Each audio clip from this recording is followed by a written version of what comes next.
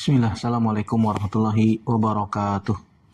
Alhamdulillah, salatu wassalamu ala rasulillah wa ala alihi wa sahbihi wa man wala. Asyhadu an la ilaha illallah wahdahu la syarikalah wa asyhadu anna muhammadan abduhu wa rasuluhu la nabiyya ba'dah. Ya ayyuhalladzina amanu taqullaha haqqa tuqatih wa la tamutunna illa wa antum muslimun. Amma ba'du, fa inna asdaqal hadits kitabullah wa khairal hadi Muhammadin sallallahu alaihi wasallam. Syarrul umuri muhdatsatuha wa kullu muhdatsatin bid'ah wa kullu bid'atin dhalalah wa kullu dhalalatin finnar. Ayyuhal ikhwan janallahu wa iyyakum ajmain. Alhamdulillah, segala puji hanya milik Allah Subhanahu wa taala yang kembali mempertemukan kita dalam media ini untuk melanjutkan pembahasan Ad-Durus Al-Yaumiyah. Salat dan salam senantiasa teriringkan kepada Nabi kita Muhammad sallallahu alaihi wasallam, kepada keluarga, sahabat, dan tidak lupa kita sebagai umatnya sampai kiamat kelak. Baik, sekarang kita masuk pelajaran yang ke-365. Itu tentang sejarah penetapan kalender Hijriyah. Ketahuilah saudaraku rahimanillah wa yakum ajmain, bahwasanya Allah Subhanahu wa taala telah menjadikan waktu sebagai tanda kekuasaan Allah Subhanahu wa taala. Kalender Hijriyah termasuk di dalamnya, ya, yang merupakan salah satu syiar Islam yang membedakan kaum muslimin dengan umat yang lain. Dan ini bukan hanya sekedar penetapan sebuah administrasi ataupun yang lain, bukan, tapi juga ini berkaitan dengan ibadah, penetapan waktu.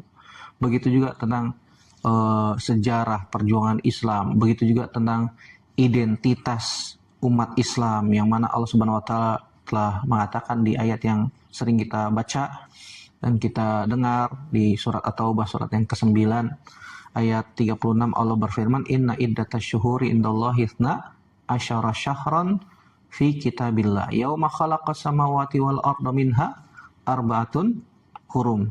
Sungguhnya bilangan bulan di sisi Allah Subhanahu wa taala ada 12 bulan dalam ketetapan Allah Subhanahu wa taala ketika Allah Subhanahu wa taala menciptakan langit dan bumi. Di antaranya ada 4 bulan haram. Oleh karena itu kita akan bahas beberapa poin berkaitan tentang sejarah penetapan kalender Hijriah ini. Semoga Allah Subhanahu wa taala memberikan kepada kita ilmu yang bermanfaat. Yang pertama, dasar penanggalan dalam Al-Qur'an, ya.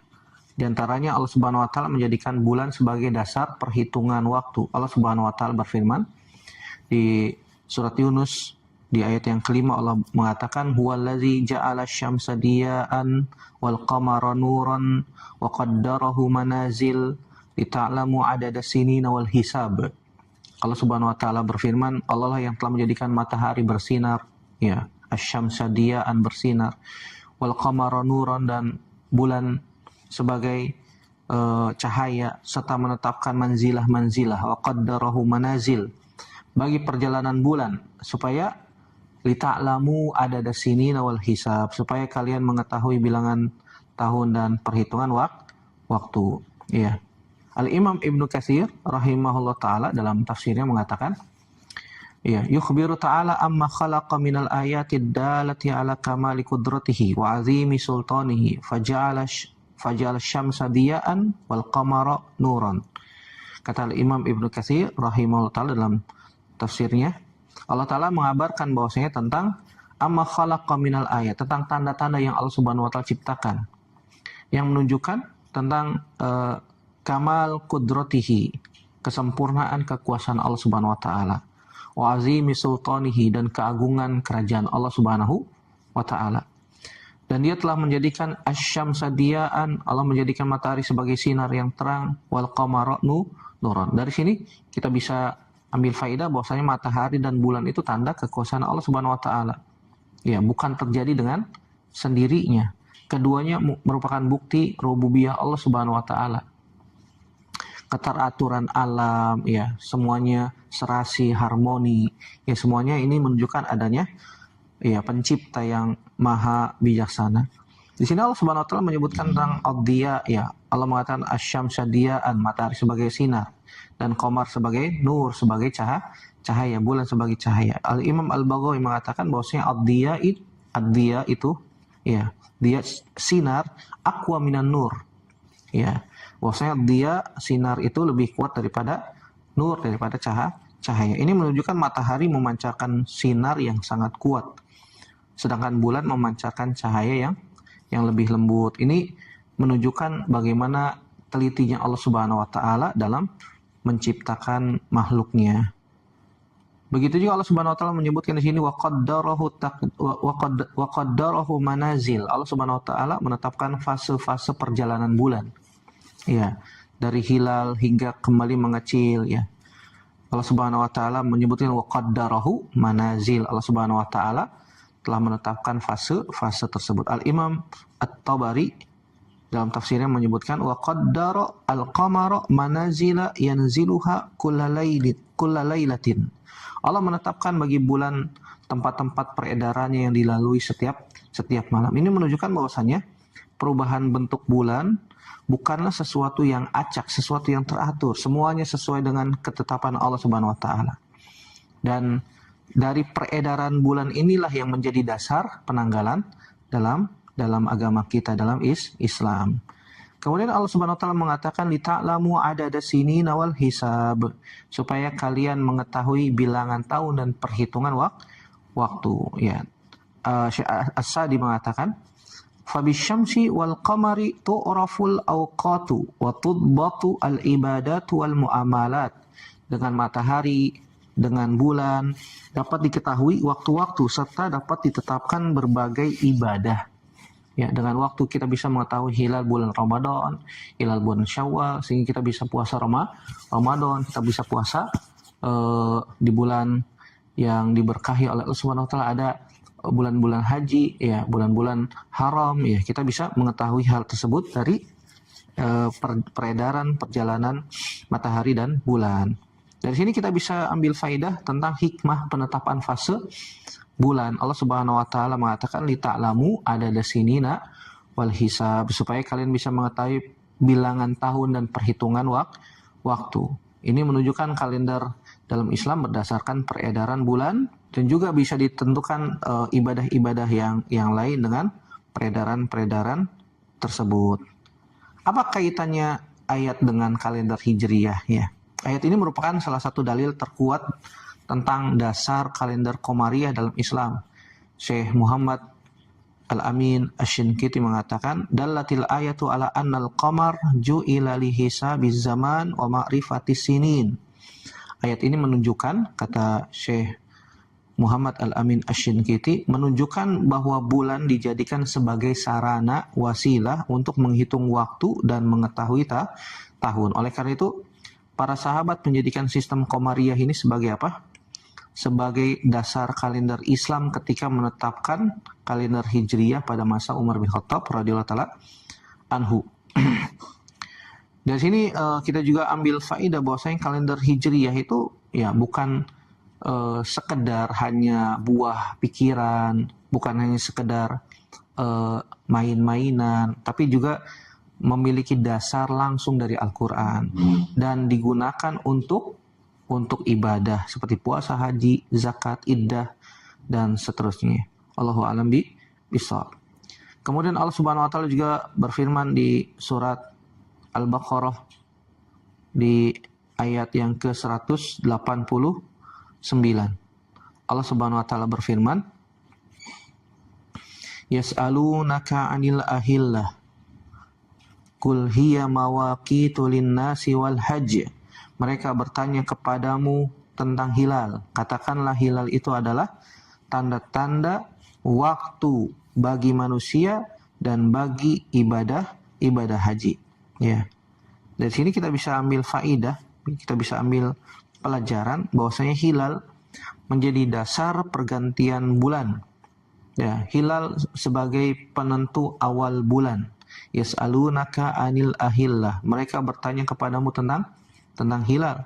Qul hiya mawaqitu lin-nasi wal hajj.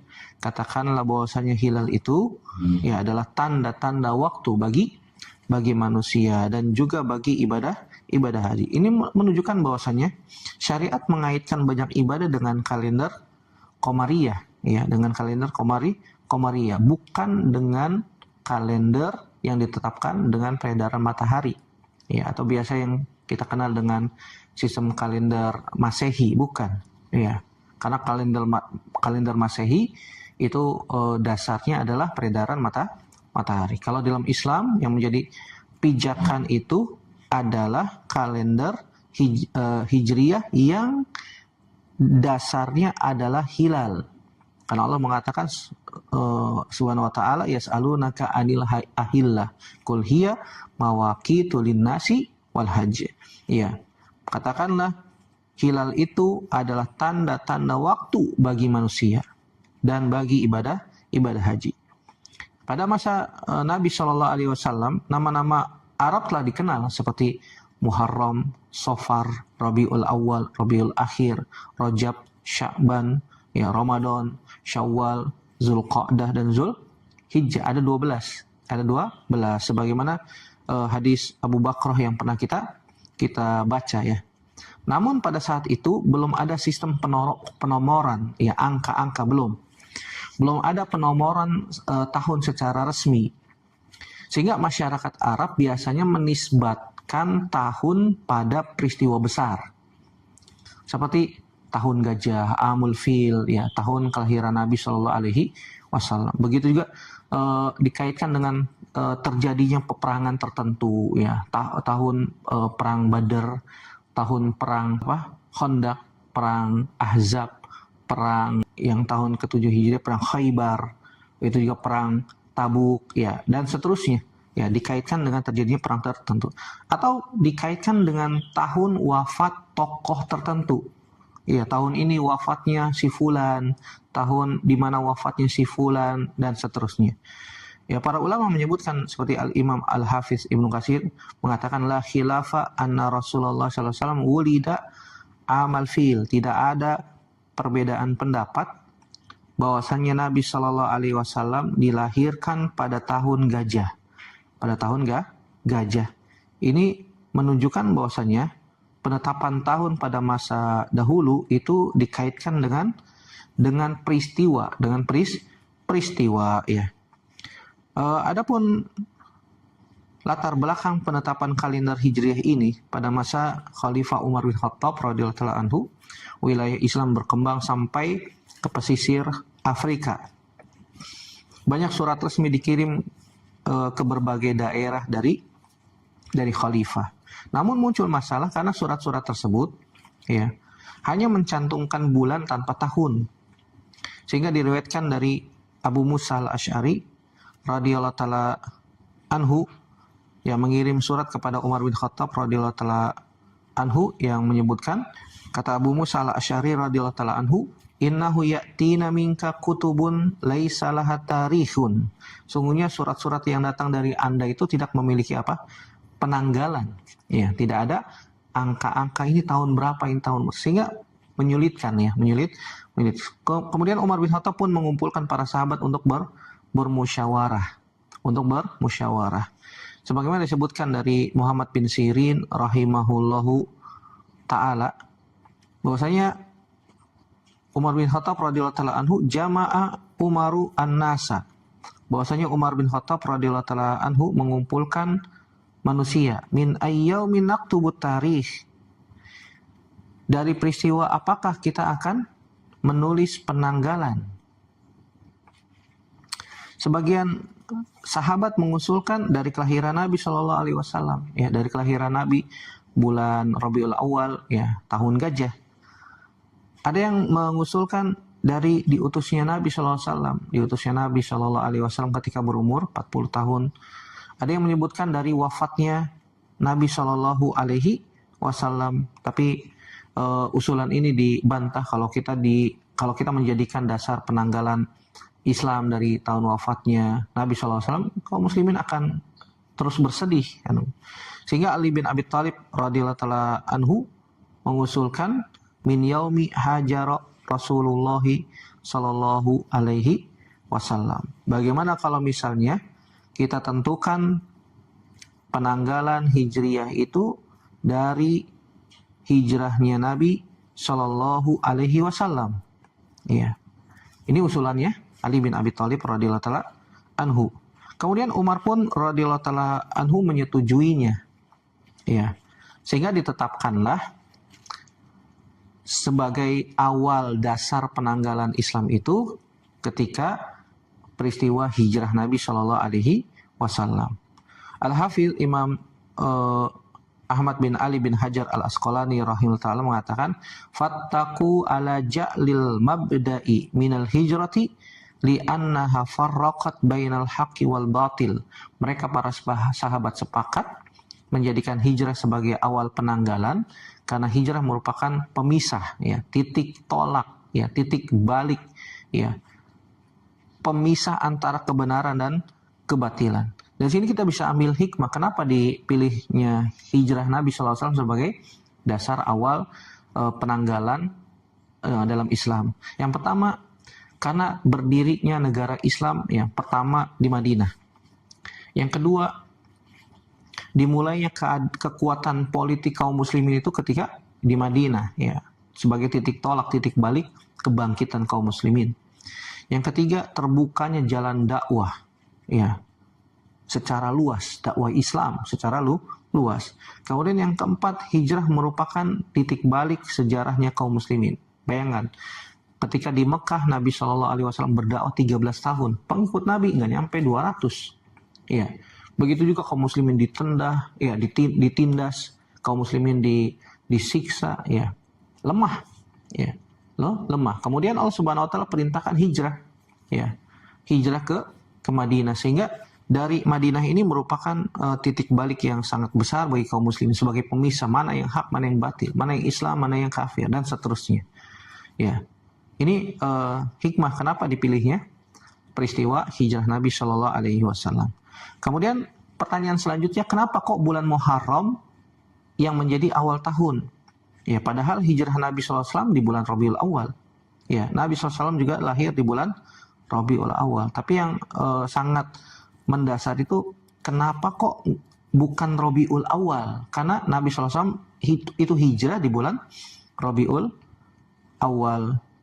Dijawab oleh para ulama, penjelasan Al-Imam Ibnu Hajar Al-Asqalani rahimahullahu ta'ala dalam Fathul Bari, beliau mengatakan, innama ukhiral ibtida'u min Rabi'il Awal ilal Muharram li'annal azma alal hijrati kana fihi. Permulaan tahun tidak dijadikan dari Rabiul Awal, tetapi dari Muharram. Kenapa demikian? Karena tekad untuk hijrah telah dimulai pada bulan Muharram, dari bulan Muharram, ya, bukan dari bulan Rabiul Awal. Oleh karena itu ditetapkan penanggalan awal itu, awal bulan, ditetapkan bulan Muharram karena emang tekad untuk hijrah itu dimulai dari bulan tersebut, bukan dari Rabiul Awal. Ya, walaupun Nabi SAW baru jalan, baru mulai pindah ketika di bulan Rabiul Awal. Tapi sudah rencana, sudah ada, tekad sudah ada ketika di bulan Muharram. Ini yang disebutkan oleh Al-Imam Ibnu Hajar rahimahullahu ta'ala. Selain itu, Muharram adalah bulan yang datang setelah Zulhijjah. Kaum muslimin sudah selesai melaksanakan haji, sehingga ditetapkanlah Muharram sebagai bulan pertama di dalam kalender Hijriyah. Kemudian mayoritas para ulama juga menyebutkan, diantaranya ulama sejarah, ya, bahwasanya kalender Hijriyah ditetapkan pada tahun ke-17 Hijriyah. Ya, awal-awal penetapan kalender Hijriyah itu dari tahun 17 Hijriyah. Ya, pada masa khilafah Umar bin Khattab radhiyallahu taala anhu, sebagaimana dikatakan oleh Al-Imam Ahmad bin Ali bin Hajar Al-Asqalani rahimahullahu taala di dalam Fathul Bari. Beliau mengatakan, wa kana zalika fi sanati sab'a asyrata. Ya, dan penetapan itu diawali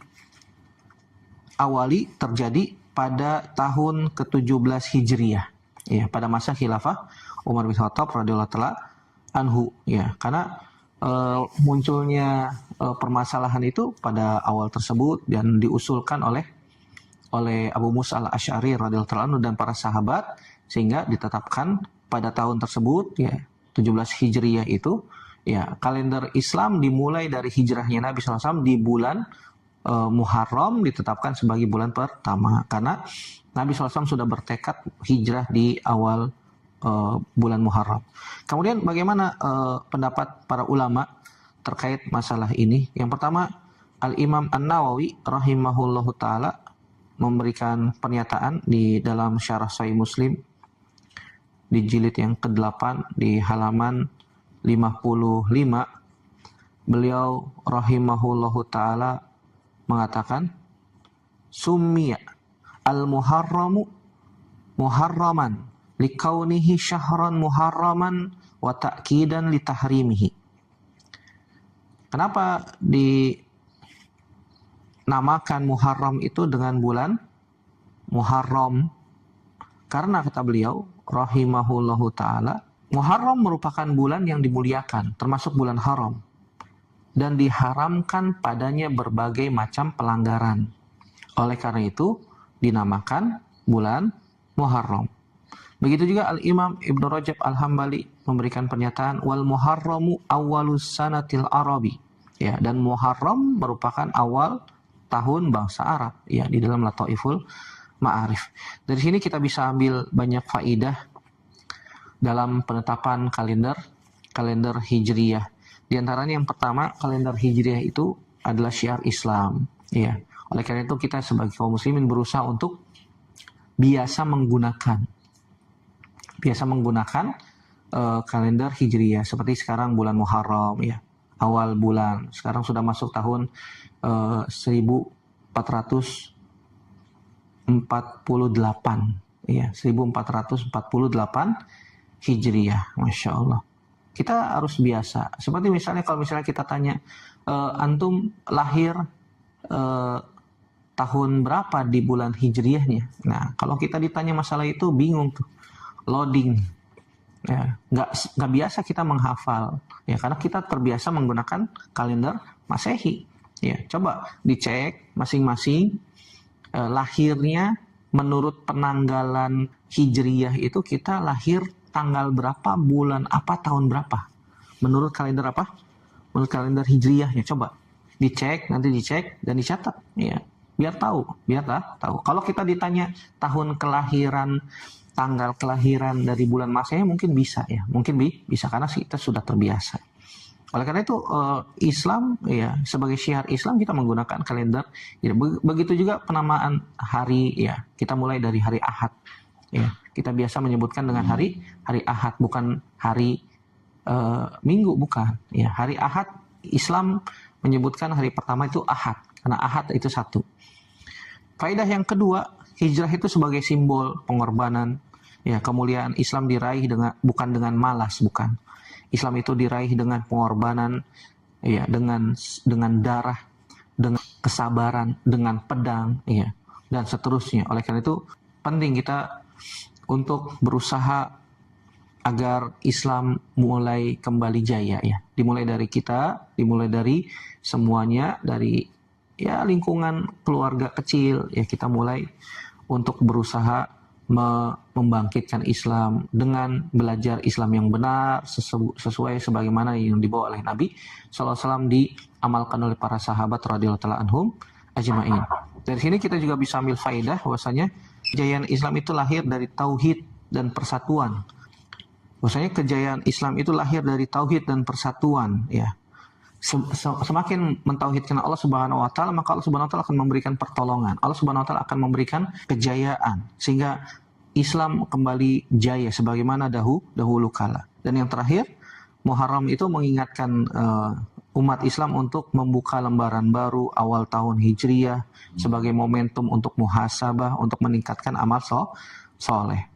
Oleh karena itu, saudaraku rahimani wa ikum ajmain, kita berusaha berharap kepada Allah Subhanahu wa taala agar kita diberikan taufik untuk senantiasa berusaha meningkatkan amal soleh yang kita lakukan, dan kita mohon taufik kepada Allah Subhanahu wa taala agar diberikan kemudahan senantiasa beribadah kepadanya saja dengan istiqomah sesuai dengan sunnah Nabi Shallallahu Alaihi Wasallam, dan semoga Allah Subhanahu Wa Taala menutup usia kita dengan husnul khotimah, dimasukkan ke dalam surganya, amin ya rabbal alamin. Demikian, semoga bermanfaat yang sedikit ini, yang benar datangnya dari Allah Subhanahu Wa Taala saja, yang salah murni dari saya pribadi. Kita bertaubat kepada Allah Subhanahu Wa Taala dari kesalahan-kesalahan kita. Aku qouli hadza astaghfirullah li wa lakum subhanakallahumma bihamdik asyhadu an la ilaha illa anta astaghfiruka wa atubu ilaik. Wassalamualaikum warahmatullahi wabarakatuh.